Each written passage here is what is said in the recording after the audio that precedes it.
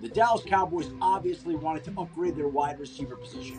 There was a lot that came with George Pickens off the field. Pittsburgh knows what they got rid of. George Pickens, with that immense amount of talent, can no longer exist in that locker room. It's going to be difficult for him to exist anywhere. If you're Dallas, you better sit there and go, ding.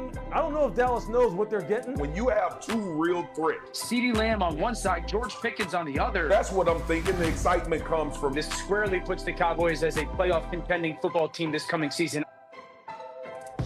All right, you heard Dan Orlovsky say the big news of the week. The Cowboys offense got a lot better as we welcome you into NFL Live. We have a special guest today, current Baltimore Raven Kyle Van Noy. Kyle's going to share analysis, opinion today. We're going to put you on the spot a little bit, to hear your insight. We can't wait.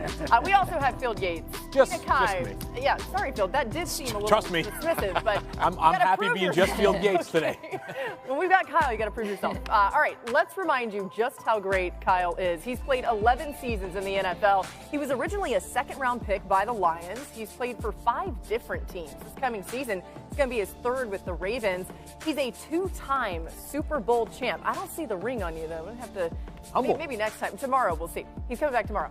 Winning twice with the Patriots in a 3-year span. He was part of the 28-3 comeback, Super Bowl 51. Helped the Pats win again in Super Bowl 53, and Kyle had the best individual season of his career in 2024. 12.5 sacks, a career high, the 4th most in the NFL, leading to his first Pro Bowl. It was fun to see you there as well. That's pretty. You feel good after seeing all that. That's a good hype up. I'm ready to play again. You got a decade left in your career at this rate. I'm ready to go. Thanks for that. Was a great intro. You're only getting better as you go along. I mean, not many like fine wine. I love it. There we go. I was hoping you'd say that. All right, now back to a guy that Kyle played twice a year. George Pickens spoke about being traded to the Cowboys. This just came in moments ago. I'm grateful to be here, and I'm grateful to play with Dak. As far as like roles and stuff like that, I'm just here to work. Whatever role finds me best is where I'm gonna find myself. And I feel like growth for me is taking a great direction, and me coming to the Cowboys. I'm kind of where my feet are right now, to be honest. I'm not really thinking about contract talks. I'm just glad to be here at Cowboys right now and, trying to build a winning culture. All right, Adam, what are the Cowboys hoping for with Pickens in Dallas? Well, how many times did we hear about the Dallas Cowboys potentially pursuing a wide receiver this offseason? How many times did Field Yates give them a wide receiver in the draft, whether it was Tedero or McMillan or some other player that could come in and complement CeeDee Lamb? And ultimately, Dallas waited until after the draft to trade essentially a 3rd and 6th round pick to Pittsburgh to get one of the most talented wide receivers in the league. Talent, of course, is not the question. There are other issues and questions, and he will have to overcome in Dallas, George Pickens will, a history of other Steelers wide receivers being traded and producing less in their new home. It's a long list of wide receivers: Antonio Brown, Mike Wallace, Antonio Holmes, Juju Smith-Schuster, Deontay Johnson, Martavis Bryant, Chase Claypool. Very few wide receivers have been moved away from Pittsburgh and gone on to shine elsewhere. Emmanuel Sanders, one of the only exceptions. And now it's up to George Pickens to try to do something that many other wide receivers could not. He's 24. He's going to have a great opportunity to do it. He's got a lot on the line in the last year of his contract, but it's going to be up to him this season. It's an interesting list, Adam, for sure. And look, I mean, no one doubts the talent of George Pickens, right? He'll join CeeDee Lamb to form what could be one of the better wide receiver duos in the league. Both wideouts went over 2,000 receiving yards in the last 2 seasons. They're one of 2 sets of current teammates who each had at least 2,000 yards since 2023, along with Puka Nacua, Devontae Adams on the Rams. So really good company there. Mina, how do you see Pickens fitting in this offense for the Cowboys? Seamlessly. I mean, I like it for a lot of the same reasons I liked the possibility of Tedero McMillan going to the Cowboys, and Pickens is more proven. Big-bodied X-receiver, contested catch guy, explosive downfield. Pairs really well with CeeDee Lamb, who, of course, has the versatility, to play in the slot and outside, so you can hunt matchups.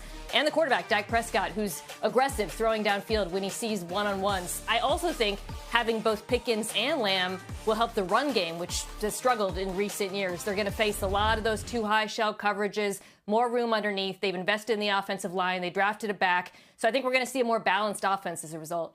Yeah, Kyle, you heard what Pickens said about Dallas. You've been traded before. How does a player go about entering a new locker room, trying to ingratiate himself with everybody else already in there? Yeah, I mean, the biggest thing is gaining the trust of your players and your teammates.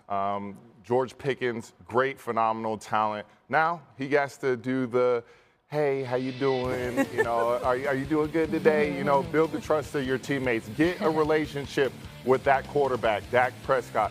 He said Dak Prescott already reached out to him, so that's key. But he really has to do that in practice. One thing that I did when I got traded was gain the trust with my play. I didn't go in and talk and do all that. I tried to gain the trust of my teammates. I did that in practice.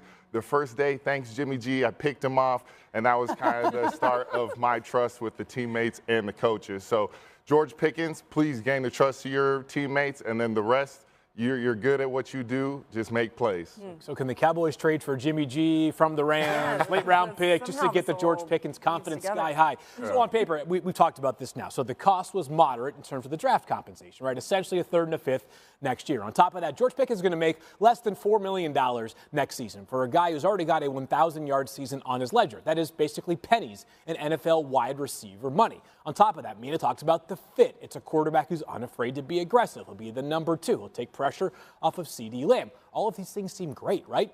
It reminds us, though, that this is a straightforward trade. This trade will be as good as George Pickens wants and allows it to be. George Pickens has a chance to prove that he can be accountable. He can be a reliable teammate every single day, that he can control his emotions on the field.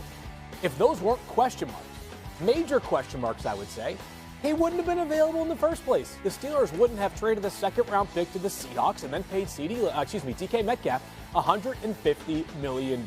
On paper, there's so much to like about this trade. And for a guy who's going into the final year of his rookie contract with this huge pot on the proverbial other side of the rainbow available, Kyle, this is a massive, massive opportunity for him to make good on what seems like a tailor-made fit. Yeah, I mean, Jahan Dodson was traded last year from the Redskins to the Eagles for a third-round pick. I think the Cowboys are getting great value in a third-round pick. But more importantly, let's say he does ball out and they don't want to pay him. The Cowboys get a comp pick when he gets paid by another team, and I think that's really, really good value as well. Okay, if the great Eric DeCosta, the GM of your Ravens franchise, is watching right now, he's so proud. You're talking about the potential for a comp pick. Nobody loves their comp picks like the Baltimore Ravens. You are truly a Raven. Well done.